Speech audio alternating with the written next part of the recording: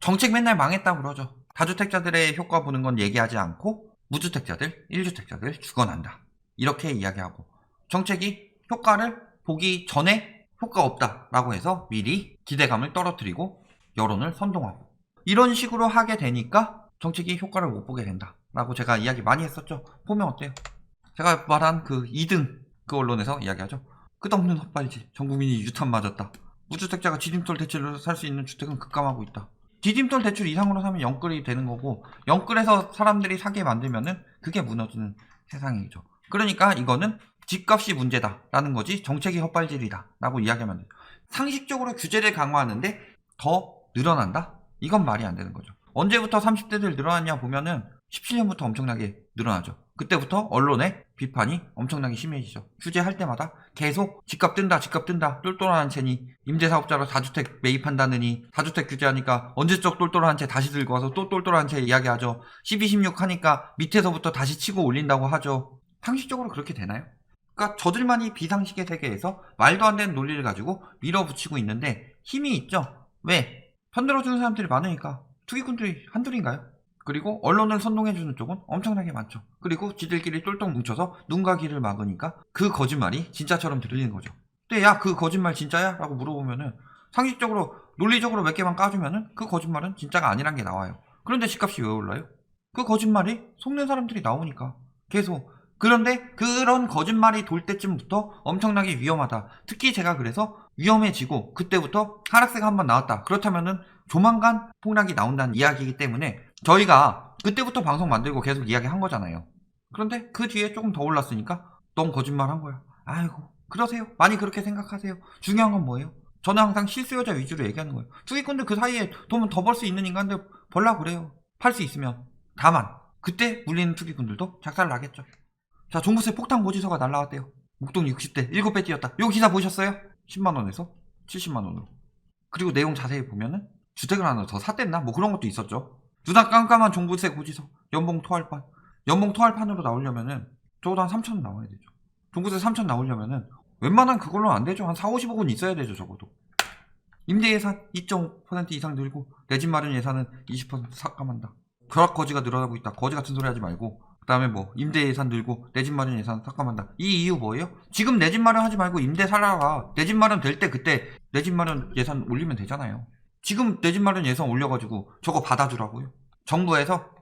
자, 그러니까 모 기자님에서 이야기했죠. 종부세가 아니라 기자들 상상력에 놀란다.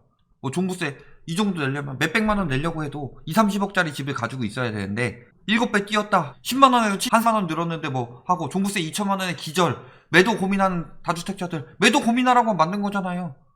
종부세 5천 나온다고 해서 들어가 봤더니 종부세가 아니라 재산세 3천에 종부세는 한 2천 정도인데 보유세를 종부세라고 뻥치기를 하질 않나. 아니면은 종부세 막 몇천만 원에 기절해가지고 들어가서 봤더니 2022년까지 이렇게까지 오를 거다. 2027년에는 여기까지 오를 거다. 최종 이렇게 공시가격 최종 했을 때 여기까지 오를 거다. 그걸 가지고 지금부터 막 1주택자들 죽어나니 이런 얘기 하고 있죠. 그때까지 집값이 유지되고 공시가격이 지금 집값에 맞춰서 오른다고 가정했을 때 상황이죠. 그런데 집값이 절대 안 떨어지나요? 오른다고 하던 인간들도 떨어진다는 얘기들 슬슬 나오고 있죠. 원래 떨어질 수밖에 없는 상황인데 지금 코로나로 인해서 저금리 되니까 이걸 가지고 부추겨가지고 영끌들 늘어난 거죠. 그래서 조금 더 버티고 있는 거죠. 그리고 지금 더 금리 떨어질 가능성이 있나요? 연봉 1억 직장인 연봉 절반 종부세로 낼 지경이다. 자, 종부세 5천 나오려면 30억 아파트 서너 채 있어야 돼요. 연봉 1억 직장인이 30억 아파트 서너 채 가지고 있어서 연봉 절반을 종부세로 낼 지경이다. 죽겠죠 지금. 그 다음에 뭐 절반 종부세로 낼 지경. 아까 이야기했죠. 재산세 3천에 종부세 2천 가지고 6, 70억원 최소 소유해야 되는데 이걸 연봉 절반을 종부세래요. 재산세가 대부분이고 1주택이라면 죽어나겠죠. 연봉 절반. 종부세 직접 보면은 뭐 시세 34억 정도 150만원 27억 85만원 31억 230만원 30억 아파트 종부세 100만원 나왔다. 대치성경 시세 34억짜리 아파트 종부세 150만원 폭탄. 기사 돼요? 안 되니까 전년 대비 몇 배. 아까 10만원에서 70만원 된 거 7배 폭탄. 종부세 70만원 때문에 폭이나 사람들 죽어나겠어요? 폭탄이에요? 목동 아파트 가지고 있는 사람이? 집값이 그렇게 튀었는데 이 사람들의 집값 올린 그게 아니라고요? 제가 늘 이야기했죠. 여태까지 종부세 조금 내고 있었다고. 자꾸 이런 식으로 수치가 작으면 배율로 이야기하고 수치가 큰 것은 미래의 이야기를 하든가 아니면 재산세에 은근히 붙여서 이야기를 하든가 이런 식으로 거짓말을 한다. 그러니까 이것에 대해서 비판을 한 거죠. 보면 어때요? 종부세 납부 비율 0.7%. 이거는 뭐 사람 대비로 했으니까 0.7%고 주택 대비해도 그렇게 많지 않다. 보면 종부세 이만큼 낸다 이만큼. 물론 이거는 2018년 이거 지금 뭐 늘어서 1% 1.3% 뭐 이 정도 된다고 하지만 이 사람들이 내고 종부세 납부 비율 중에서도 82%는 누가 내요? 다주택이 낸다. 즉 18% 이것도 굉장히 고가 아파트 가지고 있는 분들이 내시는 거고 9억 이상 해가지고 내는 것들 몇백만 원도 안 돼요. 몇십만 원, 백몇십만 원 이 정도밖에 안 나와요. 아까 31억인데 150 이렇게 나왔죠. 100만 원 이하 납부자가 전체 과세 인원의 65% 이거 다 1주택자들이죠. 정부가 하는 얘기 뭐예요? 82% 내는 이 다주택자들 빨리 집 팔아라. 그런데 자꾸 1주택자 죽네. 아이고 1주택자 죽는다. 종부세 올리지 말아라. 1주택자들 죽으니까 이 얘기 하고 있는 거다. 그러니까 뭐라 그래요? 배를 잘 만드는 그 언론에서 뭐라 그래요? 남의 돈 우습게 한대요. 쉽고 우습다는 생각이 깔려있지 않고서는 나오기 어려운 발상이다. 남의 돈 쓰는데도 거침이 없다. 뭐 이런 얘기하면서 세무 전문가에게 의뢰해서 구해보면은 이렇게 나온대요. 올해 이렇게 나온대요. 왜 지금 11월 28일 이때 왜 세무 전문가한테 이야기할게요? 저 기자분은 누구한테 이야기해서 알아봤을까요?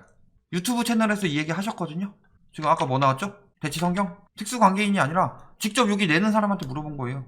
이 기자분은. 그러니까 특수관계인이라고 이야기하고 세무 전문가들 중에서 높게 부르는 사람 이야기했겠죠. 774만원. 내년에 1540만원. 이라고 얘기하는 세무 전문가를 찾았겠죠. 비싸게 불러주는 사람. 이 사람들 왜 이렇게 비싸게 부를게요? 세무 전문가들. 이렇게 낼 건데 나한테 조금만 몇십만원 주고 의뢰 받으면은 내가 이거 줄여주겠다. 이런 식으로 세금 줄이죠. 직접 내는 사람, 고지서 받은 사람한테 얘기하는 게 맞아요? 아니면은 세무 전문가한테 얘기하는 게 맞아요? 그러니까 고지서 받은 사람한테 물어보는 거는 특수관계인이라고 우겨고 여태까지 특수관계인에 대해서 특수한 사례를 가지고 여태까지 호도한 언론이 어딘데 남의 돈은 쉽고 우습다는 생각이 깔려있지 않고선 나오기 어려운 발상이다 하면서 집값 계속 올라야 돼서 다음에 영끌하는 사람들 지금 당장 집 사라 라고 남의 돈 쉽게 생각하는 언론이 어딘데 요 첫 분단만 빼면 뭐예요? 자기소개. 남의 돈을 쓰는데도 거침이 없다. 이것도 빼고 집값을 올리기 위해 거짓 기사를 무차별 살포하고 얘기하면 통계 안 들고 와서 거짓말하는 거 많았죠. 제가 통계 들고 와서 반박한 것들 많았죠. 분양가 상한제 때문에 공급 부족된다. 분양가 상한제 때문에 공급 부족된다는데 왜 재건축 아파트들 추진하는데 계속 가격이 뜨고 계속 추진하고 있어요? 미친 듯이. 밀어내기 분양 때문에 잠깐 적어진 거 가지고 그걸 가지고 계속 이야기한다. 5년 7년 뒤에 들어오는 재건축 재개발 가지고 지금 풀어야지 전세값 잡는다. 전세 대란 잡는다. 근데 전세 그거 지금 풀면은 지금 며칠 나서 지금 전세 대란 더 심해지는데 오히려 전세 대란을 만들 수가 있는데 거짓 기사를 한다. 자기소개죠. 남의 돈 쓰는데 거침이 없죠. 남의 돈 우습고 깔려있지 않기 위해서 나오기 어려운 발상이다. 자기소개. 뭐라 그래요? 세무 전문가에게 물어보지 말고 그 아파트 사는 사람에게 물어보면 얼마 나왔냐고. 이분이 그렇게 한 거예요. 직접 물어본 거예요. 세무 전문가한테 왜 물어봐요? 왜? 직접 얘기하면은 종부세가 자기네들 생각한 만큼 안 나오니까. 통계 조작을 누가 하고 있어요? 그리고 뭐 막 임대차 입법 때문에 죽는다 하고 있는데 프랑스 같은 경우 보면 뭐가 있어요? 11월부터 4월까지는 어떤 세입자도 쫓아내지 못한다. 여기는 월세니까 무조건 월세 못 받으면은 밀리면 쫓아낼 수 있어야 되는데 그것도 못하게 한다. 미국 같은 경우 1월까지 퇴거 유예시켜줬죠. 우리나라는 정당한 계약 기간으로 하겠다. 세입자가 중대한 과실이 있을 경우는 쫓아내도 된다. 다만 세입자를 지금 너무 올리려고 정당한 세입자까지 막 쫓아내고서 계속 올리려고 하고 있고 그러니까 세입자들의 권리를 보장하기 위해서 투기꾼들이 임대료를 너무 올리니까 그거 막고자 임대차 입법했더니 세계 어디에도 없는 제도래요. 그리고 우리나라에서 아예 쫓아내지 못하게 막는다고 해봐요. 지금 계약갱신 청구권이고 뭐고 11월부터 4월까지 전세 사는 사람, 월세 사는 사람 절대 쫓아내지 못한다 해봐요. 들고 일어날걸요?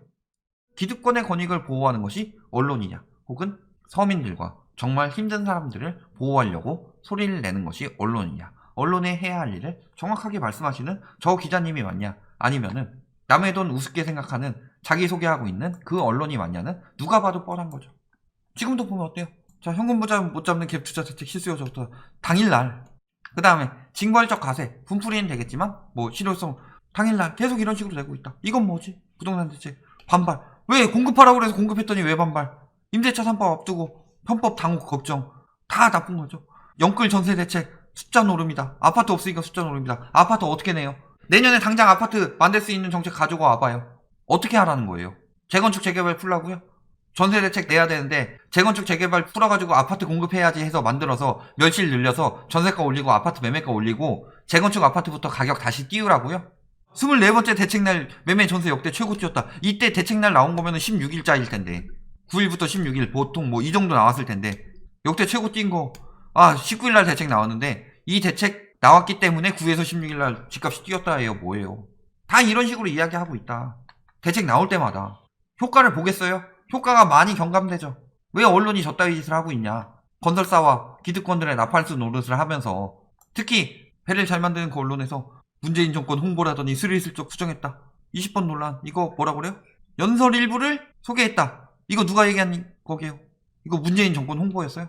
실질적으로? 이거 예전에 그 노태우 때? 그때 나온 얘기를 연설 때 한 건데 요거를 사실 확인 없이 정권 홍보다라고 이야기했다가 슬금슬금 바꿔버린다. 지금 1, 2위 하고 있는 그 언론이죠. 제목 수정하고 문재인에서 노태우로 바로잡았다. 그쵸? 노태우 때 한 걸 가지고 문재인 정권 홍보라고 하고 있어요. 돌아가시겠죠. 사실 확인도 안 하고 문재인 대통령인 연설의 일부니까 문재인 홍보 일단 까고 온다. 요거를 봤을 때 저 언론에 굉장히 편향성이 있다. 그러니까 믿으면 안 된다. 이런 거죠. 부동산 문제를 정치적으로 끌고 와서 이야기한다. 지금도 유튜브 중에서도 아예 제가 건들지도 않는 유튜버들, 언급해주기도 싫은 유튜버들 보면은 정치적 문제를 가지고 저를 얘기해요. 뭐 대깨문이니 뭐니. 제가 비판 안 했나요? 이번에 국토부 장관 비판 안 했나요? 예전에 김현미 장관 비판 안 했나요? 문재인 대통령 비판 안 했나요? 지들처럼 그냥 맞는 것도 까지 않으면 대깨문이죠. 그러니까 그런 쓰레기들은 상대하기가 싫더라. 저희 이용해서 홍보하려고 하는 그런 쓰레기들은 상대해주기가 싫더라. 그러니까 여기다 댓글도 달지 말아요. 그런 인간들은.